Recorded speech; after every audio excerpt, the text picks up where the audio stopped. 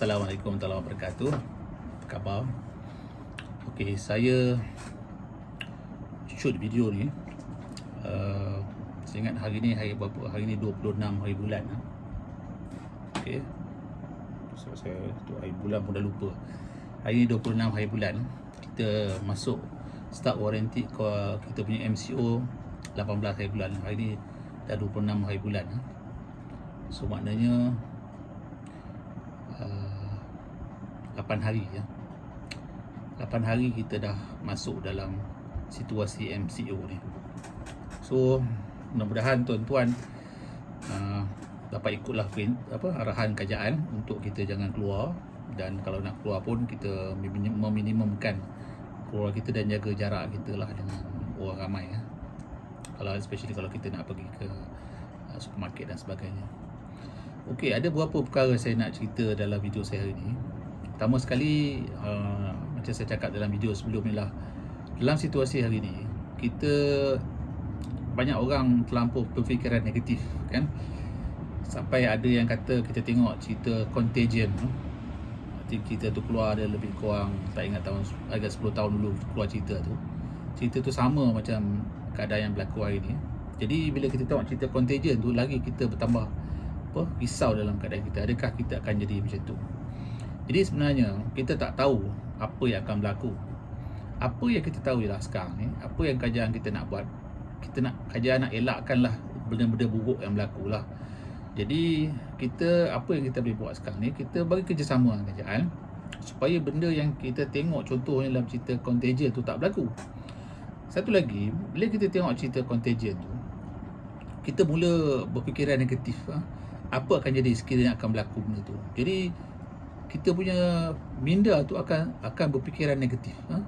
Jadi tak bagus kalau kita hanya berfikir negatif. Jadi bila kita berfikir negatif macam tu, apa yang berlaku? Kita akan jadi murum, kita akan jadi risau, kita boleh sakit jiwa kan. Asyik duk fikirkan apa jadi bulan depan, katakanlah sambung lagi, bulan puasa sambung lagi, raya sambung lagi. Jadi kita tak habis-habis kita risau benda tu. Kenapa saya kata macam tu? Kalau kita tengok keadaan kita hari ni berbanding dengan setengah-setengah orang yang ada dalam dunia hari ni, sebenarnya kita dia masih bernasib baik. Sebab kita masih boleh bersama keluarga kita, kita masih boleh makan, kita masih aman damai. Cuba kita bayangkan contohnya macam saudara kita yang di Kashmir, macam mana mereka lockdown selama dah beberapa bulan kan. Tak ada internet, tak ada makan pun susah dan sebagainya, keluar rumah pun tak boleh, tentera merata. Kita tak ada macam tu. Itu juga keadaan perang di Syria, kita pun tak macam tu. Keadaan perang di Yaman, kita pun tak macam tu. Jadi apa yang berlaku hari ni sebenarnya sikit saja ujian yang Allah Ta'ala bagi kita ni, sebenarnya sikit je sebenarnya berbanding dengan apa yang orang lain, apa yang tempat lain lalu. Jadi kita sebenarnya bersyukurlah kan. Masa yang kita pada ketika ni, kita tak adalah keadaan kita seteruk sangat lah macam apa yang saudara-saudara kita lalui di Palestin, di Syria, di Yaman kan, di Kashmir. Jadi kita kena bersyukur lah. Jadi bila kita fikir macam tu, maka kita akan hilang negative thinking dalam diri kita. Begitu juga kalau tiap-tiap hari bangun tidur je, kita buka WhatsApp kita, tengok grup-grup yang dalam WhatsApp tu asyik cerita berapa orang mati, berapa orang sakit, kat mana lagi bertambah, kat mana kat Amerika orang mati berapa orang, kat Itali berapa orang mati berapa. Kita lepas tu buka Facebook pun tengok benda yang sama lagi, asyik-asyik cerita berapa orang mati, berapa orang sakit. Jadi otak kita lama-lama akan jadi sakit kan. Jadi macam mana kita, takkan kita setiap hari kita nak bagi makan benda-benda tak baik dalam otak kita. Jadi first kali, kita punya otak tu kita kena betulkan pemikiran dia lah. That's the first thing lah. Okay. Secondly, okay, banyak orang kata kita kena berfikiran positif. So apa yang kita patut buat sekarang ni? Okay, first kali saya nak tujukan kepada golongan-golongan B40 lah. Jadi sebenarnya golongan B40 ni banyak bantuan sekarang kerajaan bagi kan. Jadi saya minta lah golongan B40 ni hubungilah pusat zakat, YB kan, siapa lagi, kerajaan kan, badan-badan kerajaan, NGO kan, di tempat kita tu. Kita jumpa dia, macam kawan saya ada seorang YB, Tadi saya tengok dalam Facebook tu, dia dah tabur kan kat depan pejabat YB tu, semua longgokan makanan. Jadi saya rasa kebanyakan YB buat benda ni. So register dengan YB kalau kita memang memerlukan lah. Tapi janganlah kalau kita tak memerlukan, kita minta juga. Jadi kalau kita memerlukan, kita register lah. Saya rasa banyak bantuan-bantuan yang kerajaan dah keluarkan untuk golongan-golongan B40. So jangan malu, jangan segan-segan pergi minta kan. Kalau kita dah tak, kalau nombor-nombor pusat zakat tu ke apa, masjid ke apa, kita minta tolong. Kalau ada yang sombong-sombong ke apa ke tu, saya rasa masa ni tak ada orang boleh sombong lah kan, nak layan ke macam-macam, orang kata red tape ke apa ke, saya rasa masa ni tak ada lah, insyaAllah tak ada lah. Okey, jadi saya rasa golongan B40 ni saya rasa akan dibantu sepenuhnya oleh kerajaan. Okey, sekarang ni isu sekarang ni yang saya nampak ialah golongan-golongan M40 dan juga peniaga-peniaga kecil.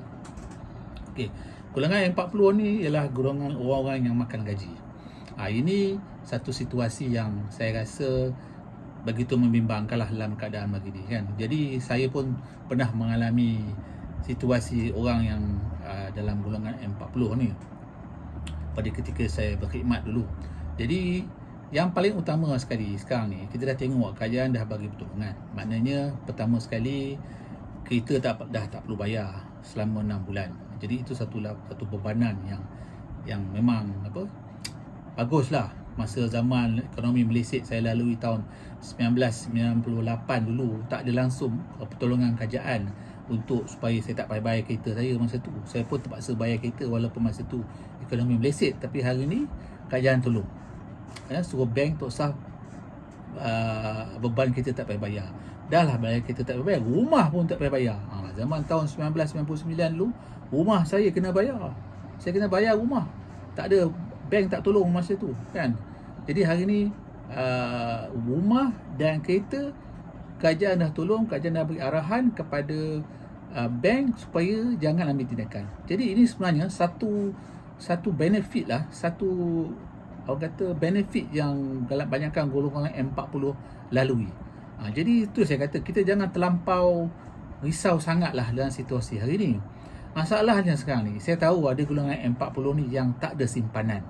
Jadi sebenarnya bila dah tak ada simpanan ni, jadi apa yang you all patut buat sekarang ni, sebab saya rasa dalam situasi hari ni belumlah ada orang ni buang kerja. Jadi bila situasi hari ni, bila tak payah bayar rumah, tak payah bayar kereta, maka tak perlulah kita gunakanlah duit tu untuk belanja makan kita. Okey? Jadi harap tak kena buang kerja lah kan. Jadi insyaAllah tak kena buang kerja lah. Cuma sekarang ni, let's say lah benda ni berlarutan. Kita pun kena plan untuk worst scenario. Katakanlah benda ni berlarutan, akan menjangkau sampai raya contoh kan, maknanya tambah sebulan lagi kan, apa akan berlaku pada ketika tu? Mungkin ada yang akan hilang pekerjaan. Jadi bila dah hilang pekerjaan, nak tak nak pada ketika tu terpaksa gunakan saving. Jadi kalau tak ada saving, itu masalah lah. Jadi kalau tak ada saving ni, bagi saya lah, seseorang yang bekerja makan gaji, seelok-eloknya dia kena adalah saving sekurang-kurangnya 6 bulan, especially orang yang kerja swasta. Kalau orang yang tak kerja swasta, tak apa kalau dia kerja kerajaan, tapi kalau orang yang kerja swasta, seelok-eloknya dia ada 6 bulan saving. Jadi kalau tak ada saving 6 bulan, apa yang patut kamu buat? Apa yang patut anda buat? Bila tak ada saving, first sekali, kena berjimat cermat dengan apa yang ada. Kena jimat cermat apa yang ada. Yang kedua, kenalah cari alternatif kerja yang lain. Terpaksa carilah. Sebab kalau kita tengok kalau kita tengok pada ketika ni, bukan semua sektor yang tak ada pekerjaan. Ada sektor yang memang sibuk sekarang ni. Kita pun tahu kan, sektor apa yang sibuk adalah sektor kesihatan, sektor tenaga, sektor telekom, sektor logistik. Jadi sektor tu semua sibuk sekarang ni. Jadi kita kena bersedialah. Maknanya kalau kita dah rasa dalam masa 2 bulan ni kita akan dibuang kerja, startlah prepare CV kita. Start prepare CV kita. Lepas tu kita mulalah hantar kepada syarikat-syarikat yang dalam bidang-bidang ni. Mungkin bidang kita, contohnya kita dalam bidang perhotelan atau bidang tourism, mungkin ada masalah. Tapi kalau syarikat-syarikat yang dalam bidang-bidang yang saya sebut tadi, mereka takkan ada masalah. Sebenarnya I expect, dan sebaliknya mereka akan expand lagi bisnes mereka. Jadi start apply. Okey. Kalau worst scenario yang mana kita rasa yang mungkin kita akan hilang pekerjaan. Tapi kita bincanglah dulu dengan bos kita. Kan adakah kita ni akan hilang pekerjaan atau tidak? Jadi kalau kita tak hilang pekerjaan, tak apalah. Kalau kita hilang pekerjaan, kita kena start preparation sekarang. Jangan tunggu sampai kita dah tak ada kerja. Okey?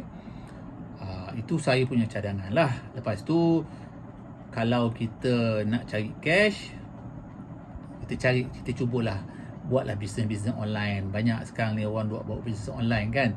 Tapi saya rasa sekarang ni bisnes online yang paling laku sekali kalau kita jual produk kesihatan. Sebab orang nak kesihatan. Produk lain tu saya rasa mungkin payah sikit lah. Orang nak keluarkan duit. Saya punya pendapat lah. Okay. Kita start tambah duit kita untuk bisnes online. Okay. Jadi maknanya sekarang ni kita dah mulakan kita punya preparation. Katakanlah kita dibuang kerja selepas 14 April ni, ataupun sambung lagi MCO 1 bulan lagi, kita akan hilang pekerjaan. Jadi kita kena prepare lah hari ni apa yang akan berlaku pada diri kita. Okey, itu golongan M40 yang makan gaji. Okey, sekarang saya nak cerita golongan SME. Sebab saya adalah golongan SME. Saya adalah pengusaha perniagaan kecil. Okey, sampai sekarang saya rasa kerajaan belum lagi keluarkan apa-apa bantuan kepada SME. Jadi kita pun masih mengharaplah sebagai SME ni, kita masih mengharap adalah bantuan-bantuan yang akan datang daripada pihak kerajaan. Okey, sementara kita tunggu bantuan daripada kerajaan, apa yang kita kena buat sebagai owner syarikat SME? First kali kita kena buat analisa cash flow kita.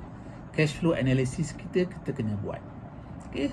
Ini penting. Jadi kalau sebagai business owner, kalau kita tak buat cash flow analysis, memang tu masalah pada kita. So first kali kita kena buat cash flow analysis kita pada hari ni, pada ketika MCO 1 bulan. Kita buat cash flow analysis kita kalau MCO 3 bulan. Kita buat cash flow analysis kita kalau MCO 6 bulan. Kita kena buat. Okay. Masa kita buat cash flow tu, kita tengok balik semua kita punya direct cost. Maknanya kos gaji, kos sewa, kos apa lagi, utility, maintenance, apa yang kita kena bayar, kita kena letak dalam tu. Sebab itu fixed cost. Yang tak ada sekarang ni ialah kita punya cost barang kita, cost of sale tak ada. Sebab kita tak ada sale, tapi fixed cost ada. Okay, kita tengok balik fixed cost kita 1 bulan, 3 bulan dan 6 bulan. Jadi apa yang perlu kita buat sekarang ni? Dalam fixed cost kita tu, kita tengok kat mana kita boleh kurangkan fixed cost kita. Okey. Dalam kita kurangkan fixed cost kita, mungkin kita kena bincang dengan landlord. Macam mana kita nak bayar sewa, tidak. Sebab landlord ni pula, dah lah dia dapat daripada kerajaan, daripada bank tak payah bayar 6 bulan. Lepas tu dia nak duit sewa pada kita. Saya rasa macam tak patut lah. So kita bincang lah dengan landlord. You dah, bank dah tak bagi, dah bagi you kemudahan supaya you tak payah bayar bulan-bulan. Sekarang you nak sewa pada kita bulan-bulan, tolonglah kita orang, bagilah kita naik balik. Jadi kena bincang dengan pihak bank, untuk dengan landlord lah, untuk supaya kita tak payah bayar. Itu yang pertama. Yang kedua, kos pekerja. Ini sensitif sikit. Okay? Nak tak nak, kita kena analisa balik 3 bulan. Katakanlah 3 bulan kita tak ada bisnes. Kan, sebab memandangkan katakanlah MCO kita sampai lepas raya. Jadi bisnes lain semua nak pick up. Okay? Mungkin bisnes kita akan masuk lambat apa yang kita ada. Jadi masa tu kita kena buat keputusan. Kalau kita terpaksa pemberhentikan pekerja kita kena berhenti. Kita kena berhenti pekerja kita. So kita tu saya kata kita kena buat analisis bila masa kita patut berhentikan pekerja kita. Jadi itu satu benda yang kita tak boleh nak elakkan. Okey, kalau kita terpaksa buat, kita terpaksa buat. Okey. Tentang compensation dan sebagainya, itu kita terpaksa ikutlah level law compensation yang ada. Okey. Jadi kita tengok balik kita punya fixed cost kita. Cost yang tetap yang ada pada kita kena check balik. Okay, next. Business kita. So kita kena analisa bisnes yang kita ada sekarang ni. Macam mana situasinya selepas lockdown ni habis. Maknanya katakanlah lockdown ni habis 3 bulan. Macam mana rupa bisnes kita tu? Adakah bisnes kita ni boleh bergerak seperti biasa atau tidak? Ataupun bisnes kita ni boleh bergerak seperti biasa tapi income dia mungkin 30% ke 40% ke 50% ke apa ke. Jadi kita kena tahu juga. Okey. Jadi itu bisnes yang kita ada sekarang. Yang kedua, mungkin pada ketika ni kita kena diversify. Maknanya kita kena alih bisnes kita kepada satu bisnes yang berbeza dengan apa yang kita buat sekarang. Contohnya, kalau kita terlibat dalam bisnes tourism contohnya. Jadi sekarang ni bukan masanya lagi. Jadi mungkin kita terpaksa fokus kepada bisnes lain. Kan? Mungkin kita terpaksa fokus pada contoh macam saya kata tadi lah, sektor-sektor yang memerlukan bisnes yang akan meningkat lepas ni. Macamnya contoh sektor tenaga, sektor telekom, sektor logistik dan sebagainya, sektor kesihatan.